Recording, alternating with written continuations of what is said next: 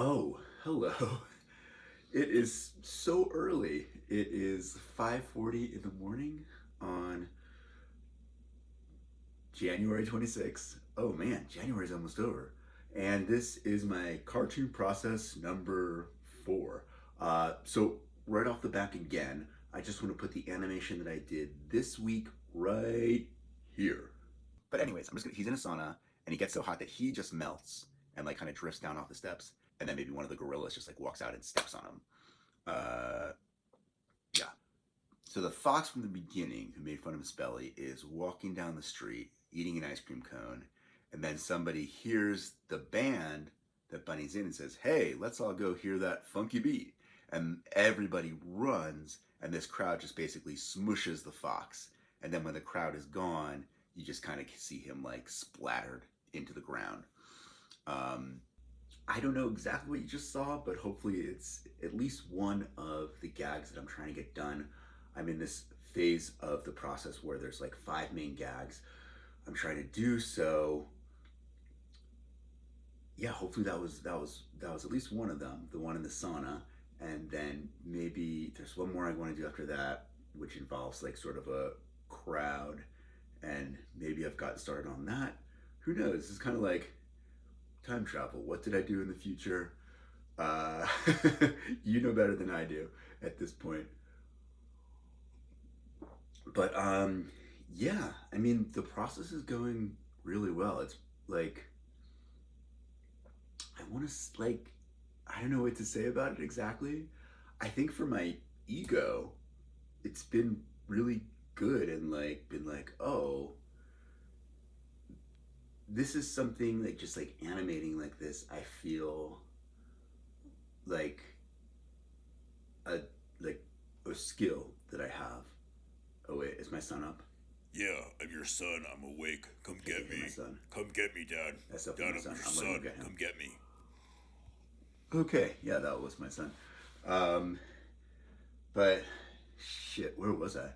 No, just so like I'm 46 years old.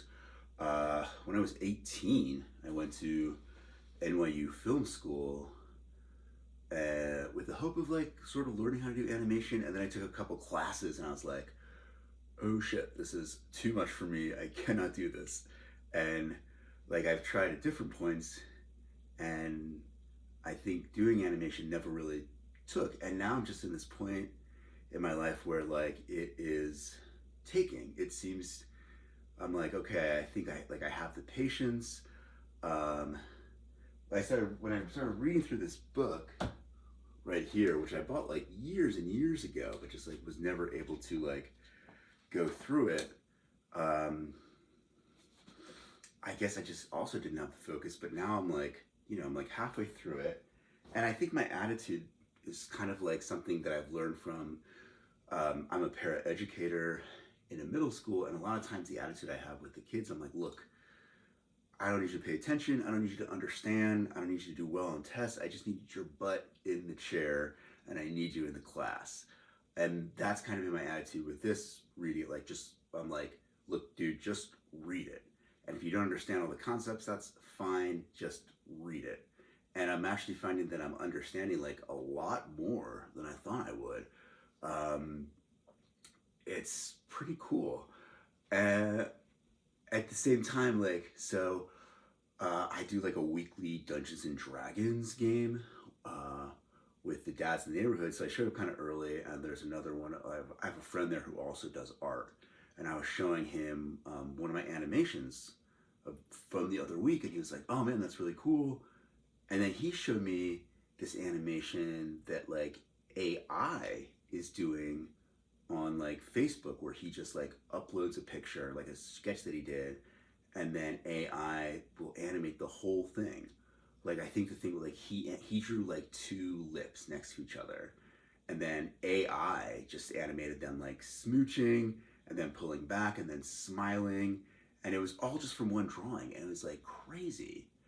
Uh, like yeah, man, AI blows my mind, but also my attitude is like I'm kind of lucky and fortunate that I didn't grow up with that because like you know, I'm 46 years old. I've been drawing my whole life, and I've gotten my skills to a place where I feel really good about them. And I don't know if that would have happened if I had access to um, like the AI technology that a lot of people have now. Yeah, and it's like one of the questions maybe that I've asked myself, especially when AI like a year or two ago started to like illustrate, was like, well, what's the point of this? And I guess, you know, it is just the process of doing it. Like, it's this thing of like looking at life and how life moves, and then do like, you know, talking about it through the animation and like pushing things a little bit further. I think that's really cool. I was thinking about it the other day, and I think maybe there's like 5 principles of animation that uh, I don't know, like maybe just to think about. Like, I'm no expert. Obviously, I just started reading that book, but like um, stuff I've gotten from that book would be like, one of the first principles is sort of like the resources and tools that you have. Like, in addition to kind of just like having the focus to do this, I'm also very lucky to now in my life have these tools that make doing traditional 2D animation like really intuitive for me. Like, I have an iPad, I have the program Procreate, which is just like a very simple, intuitive drawing program that relies on layers. And so doing that kind of like looking back at the previous frame makes it very easy. And then I can upload all the frames into, you know, this program. Adobe Rush is what I'm editing this on. So it's like, you know, all right, I have these tools, and maybe I should start to be conscious of like, what's going to happen if I switch to like Procreate Dreams 2. Like, maybe I should get all the illustrations I'm doing off the camera roll of this iPad and then just like get it into like a flash drive just so they're all together. So that's one, sort of resources. Two is something that he talks about in this book, is just like both like silence and planning and thinking. So like one of the things he talks about is like when you're drawing, try to like remove as many distractions as you can, which for me, for most of us, is not possible. But maybe, you know, there are times when I'm by myself and working on it, and I'm like, well, don't turn on the TV or don't put on music, just draw. And so I do find like little moments like that. And then also just like taking time, maybe even to meditate. I don't do that too much these days, but like, yeah, if you just take a little quiet time just to like plan out what you're gonna do, he thinks that's like a really important part of animation. He talks about how sometimes he'll just like sit and think about what he's gonna do for like 3 days and then just do it before he does anything. So yeah, maybe just like a moment of silence here for that principle.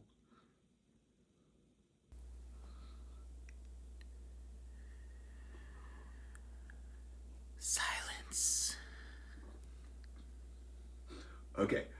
Principle number 3 that he talks about is like life drawing. That's something I haven't done in a long time, and maybe it'd be good for me to find a way to get back to that, just like drawing people. Something I used to do when I lived in New York is I would do like busking on the subway, and I would just like draw people as they walked by, and then like sometimes give them the drawings for donations. And I did that for a couple years, and it really helped my drawing skills. Maybe it'd be cool to find a way to like get back to doing something like that in some way. Uh, but he just thinks that life drawing is like sort of this building block of animation to like really look at the source, because that's what you're trying to do. You're trying to like say something about life and the way that life moves. Let's see. Number 4 is like the basics. Like, I don't know if I'll have time to do it this week, but it would be good at some point to like just do that like bouncing ball test for animation, or just start to do some like very simple walks. Like, so much of that book is just about like different kind of walks you can do. It was actually really cool to see him break down the way that like Goofy walks frame by frame, like the impossible things that his joints do.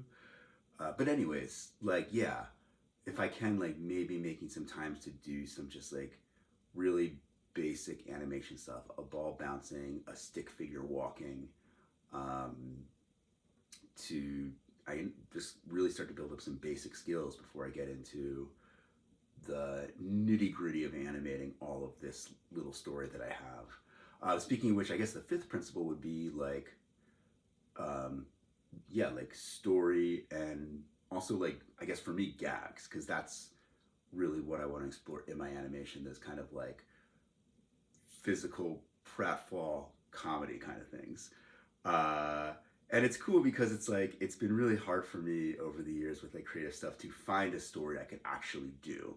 Like I've written a lot of screenplays, both by myself and with my friends, and like it was really cool to like figure out like movie story structure and like hero's journey and all that stuff. But for animation, it's like I'm not gonna animate by myself like a 90-page script. But this is like a little story that I feel like I can do. The thing that I've been talking about with Brian Belly's bunny.